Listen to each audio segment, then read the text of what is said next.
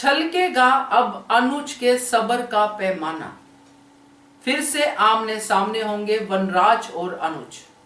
नमस्कार दोस्तों, स्वागत है आपका आपके अपने चैनल हंग्री स्पिरिट्स में। हंग्री स्पिरिट्स देख रहे सारे दर्शकों का मैं अंजू शर्मा दिल से स्वागत करती हूँ। अनुज अनुपमा से बेइंतहा प्यार करता है, इसलिए वो अनुपमा को हर एक ऐसे कह सकते हैं कि सीन से रोकना चाहता है, ऐसे एक इवेंट से रोकना चाहता है जिसमें अनुपमा को बाद में दुख हो। इसलिए वो चाहता है कि अनुपमा अपनी मर्जी से डिसीजन ले, जाना है नहीं जाना है वगैरह वगैरह। मगर उसको पता होता है कि इसके बाद होना क्या है। वही चीज का आभास हो गया है अनुज को। अब आगे क्या होता है, कैसे होता है, उस पर थोड़ी चर्चा करते हैं। पहले वही निवेदन, जिन्होंने अभी तक चैनल को सब्सक्राइब नहीं किया है कर लीजिए, साथ में दोस्तों बेल आइकन दबाइएगा ताकि आपको हमारे वीडियोस के नोटिफिकेशन मिलते रहे।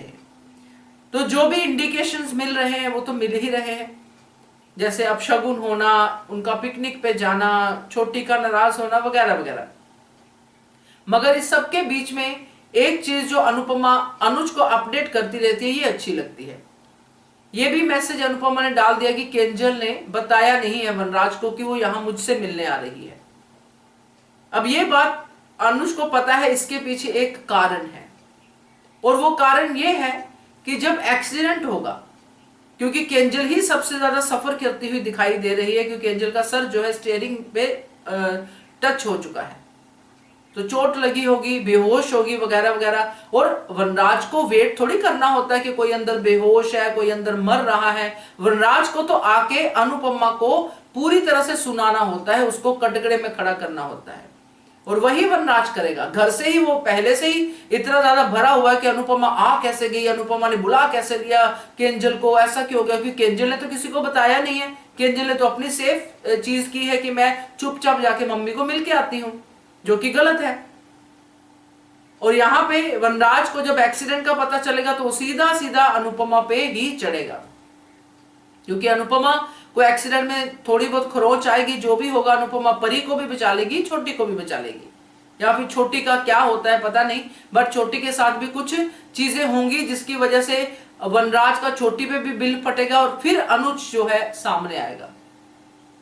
क्योंकि अनुज फिर सामने आके मुझे लगता है वो सब बातें कहेगा जो अनुपमा ने आज तक नहीं कही। एक एक बात वनराज को गिनवाएगा अनुज, और ये भी कहेगा कि मेरी बीवी नहीं गई थी तुम्हारे घर पे, तुम्हारी बहू ने बुलाया था भाई, तब वो गई थी। चाहे वो मजाक मजाक में केंजल को कह रहा था कि तुम नहीं भी बुलाती तो ये जाती, वो मजाक अलग जगह पे है, वनराज को जवाब देना अलग जगह पे है। और फिर मेरी बीवी नहीं गई तुम्हारे घर पे केंजल को मिलने के लिए, केंजल आई थी मेरे घर पे तेरी बीवी को मिलने के लिए, और उसने तुम्हें नहीं बताया। ये केंजल का डिसीजन है, इसमें इसकी कोई गलती नहीं है। और ये सब जो है अनुज, मुझे लगता है अनुज कहेगा, अगर नहीं कहेगा तो कहना चाहिए। किसी को तो वनराज को बुरी तरह से जो है लताड़ना चाहिए, क्योंकि हर कोई अगर वनराज से डरता रहेगा कि क्यों क्लेश करना, क्यों क्लेश करना, तो ये बात बहुत ही गलत जाती है। क्योंकि एक विलन को आप प्रमोट ही करते जा रहे हो, प्रमोट ही करते जाते हो, तो ये विलन है क्या चीज, क्या किया क्या है इसने लाइफ में पूरी। बापूजी भी इसके आगे घुटने टेक देते हैं, बात तो है ही उसकी साइड में। जो भी प्रोटैगनिस्ट के साथ लड़ता है वो वनराज से हारता है, यानी कि जो भी अनुपमा के अगेंस्ट खड़ा होता है, डिम्पी से लेके केंजल बा, जो भी, वो वनराज के सामने जाके एक भीगी बिल्ली बन जाता है। ऐसा क्यों है भाई, ऐसा क्या वनराज ने किया है इन सब लोगों के लिए? इसीलिए अनुज नहीं बनेगा, क्योंकि अब अनुज ने बहुत देख लिया वनराज का ये सब रोल, क्योंकि इतना अच्छा कुछ किया है इन दिनों में अनुपमा ने वनराज के लिए कि अब अनुज चुप नहीं रहेगा। उसके एक्स्ट्रा मैरिटल अफेयर और उसकी बीवी के एक्स्ट्रा मैरिटल अफेयर, यानी कि काव्या के, उन सबको भी अनुपमा ने पिया है। वो राज उसने अनुज से छुपाया, अनुज को इस बात का भी दिल में है, तो वो ये बात भी कहेगा कि तूने तो यहां तक मेरे घर में आके ये सब किया। मतलब कहना चाहिए मेरे हिसाब से ये सारी भड़ास निकालनी चाहिए जो हम लोगों के अंदर है, वो सारी अनुज को हमारी भड़ास अपने थ्रू निकालनी चाहिए।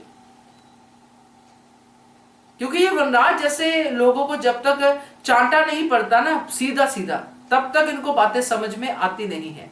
इनडायरेक्टली जितना भी आप भाषण दो वो ऊपर से ही निकल जाता है, और वो आपका कैरेक्टर वैसा ही समझते हैं कि ये तो बोलती है, बोलती रहती है, बोलने दो बोलने दो, हमें क्या फर्क पड़ता है। सेम वनराज सेम पाखी।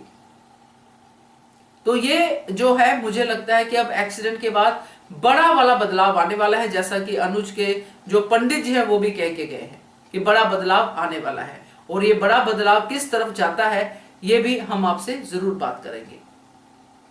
क्या कहते हो आप इसके बारे में कमेंट कीजिएगा। देखते रहिए channel hungry spirits. Thank you so much. Subscribe to our channel by clicking the subscribe button. Click the bell button and enjoy the latest uploads from our channel.